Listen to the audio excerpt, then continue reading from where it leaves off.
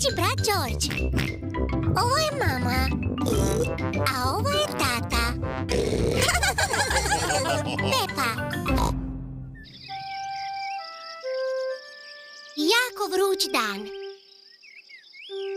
Sija sunce i jako je vruć dan. Kakav krasan topao dan.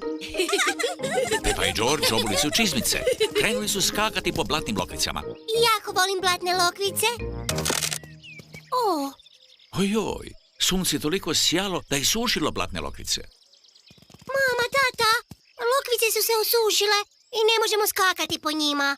Ništa zato, Pepa. Sunčano je pa se možete kupati u velikom bazenu. Da, veliki bazen. Najprije se moraš presvući u kupaći kostim. Dobro, mama.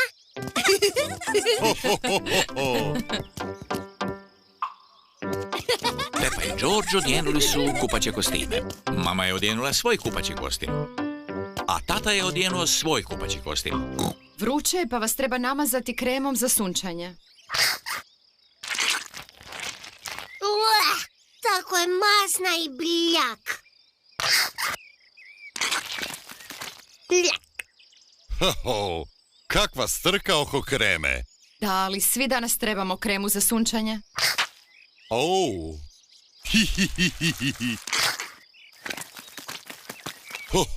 Dođi, George. Napušimo naš veliki bazen. Tata pumpa zrak u veliki bazen. Uf, ništa lakše.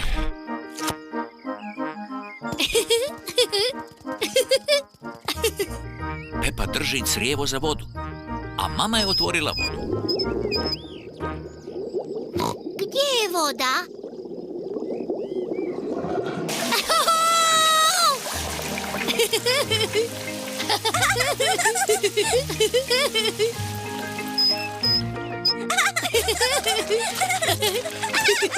Pepa i George vole se kupati u bazenu. Gospođa zečica sa sladoledom. Sladoled! Kad je jako vruće, gospođica Zečica prodaje sladoled. Mama, tata, možemo li George i ja dobiti sladoled? Pa dobro, danas je posebno topao dan. Hurra! Mogu li ja dobiti sladoled? Svi vole sladoled. Pozdrav, Gospođo, Pepa i George. pozdrav.